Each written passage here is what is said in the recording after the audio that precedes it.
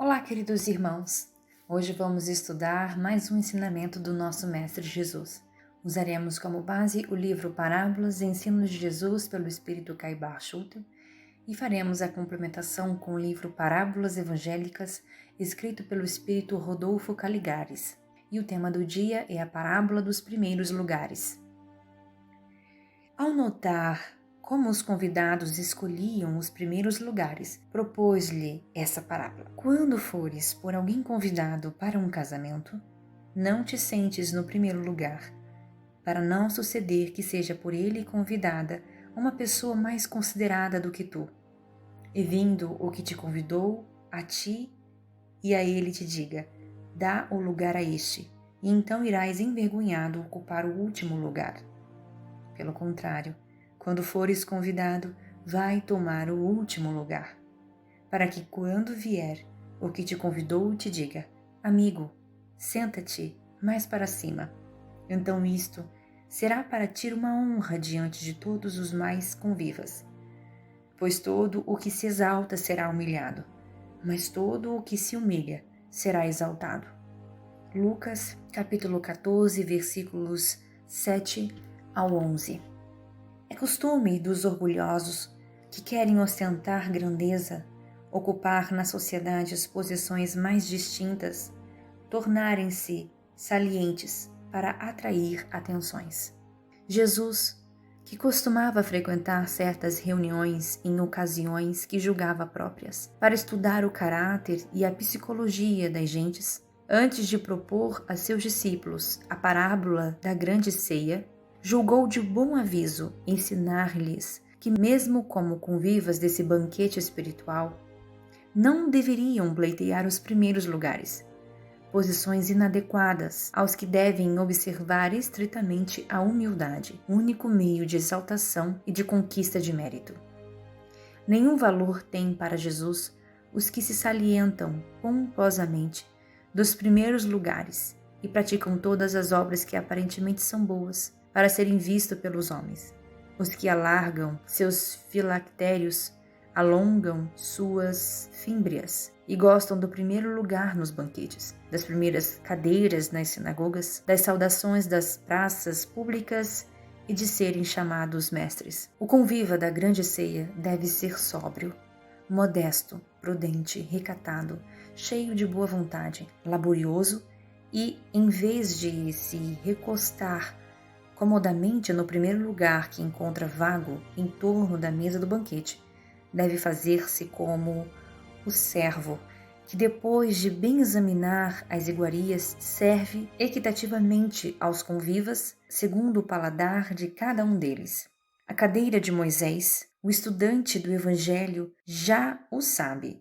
Não deve ser ocupada pelos novos convivas da grande ceia, para que lhes não seja aplicado o libelo condenatório pronunciado pelo Mestre contra os escribas e fariseus, em Mateus, capítulo 23. A sentença do Mestre, o que se exalta será humilhado, mas o que se humilha será exaltado, tem estrita aplicação a todos os que já receberam a palavra de Jesus em espírito e verdade. Na parábola do bom servo, está escrita a obrigação dos que desejam os primeiros lugares espirituais. Não é por ocupar os primeiros lugares na sociedade que os obteremos. Ninguém pense em galgar as eminências da glória sem haver prestado seus serviços à causa da verdade, sem ter experimentado para tal fim provas difíceis de vencer, sem haver triunfado nas lutas, sem ter vendido o mundo com suas enganadoras miragens. Os primeiros lugares espirituais não são aqueles em que somos honrados, mas aqueles em que nos colocamos para honrar. Não são aqueles em que somos servidos, mas os em que nos dão ensejo de servir. O Filho do Homem não veio ao mundo para ser servido, mas para servir. Vamos à complementação. Com tal parábola, Jesus aconselha que cultivemos a humildade e o desprendimento, virtudes que reiteradas vezes apresentou como características essenciais do verdadeiro cristão. Adquiri-las, entretanto, não é nada fácil, pois requer o sacrifício de nosso personalismo e os terrícolas. Salvo raras exceções, estamos vivendo ainda uma fase da evolução em que predomina o egoísmo, ou seja, o amor exagerado de nós próprios, cada qual procurando garantir sua felicidade, sem preocupar-se com os outros, havendo alguns mais atrasados que pensam obtê-la conduzindo-se abertamente contra os outros.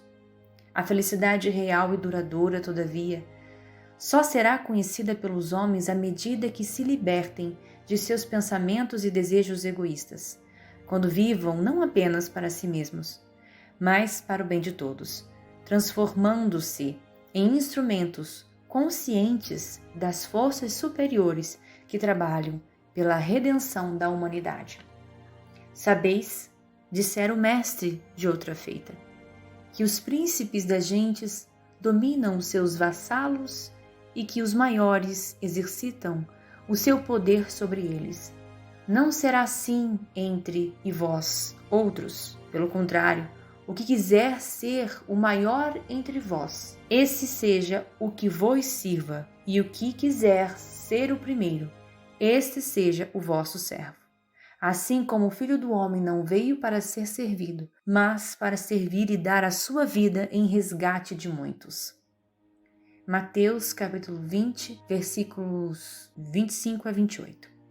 Espiritualmente falando, não há, pois, para os discípulos do Cristo, outro privilégio senão o de servir, e servir por amor, com dedicação e altruísmo, pois o que se faça por interesse pessoal ou por vanglória não produz nenhum resultado superior.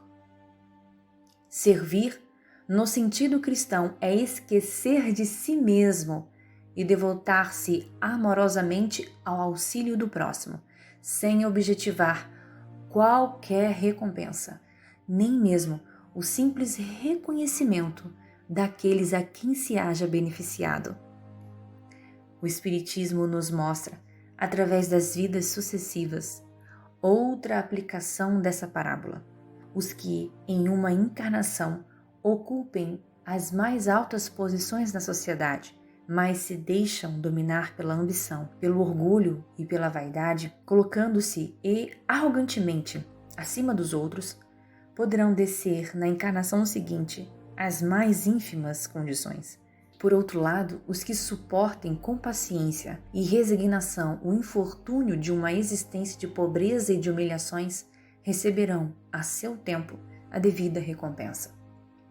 Não disputemos, pois, os lugares de destaque, nem aspiremos a ser dos primeiros entre os que rendem culto às fatuidades mundanas, nem nos afadiguemos na conquista da fortuna, para forçar o acatamento e as honras do conglomerado social a que pertencemos. Seja a nossa luta no sentido de eliminar as diferenças abismais que separam uns dos outros, os filhos de Deus. Seja o nosso ideal formar ao lado daqueles que dão o melhor de suas energias e capacidades para melhorar os homens e aperfeiçoar-lhe as intuições.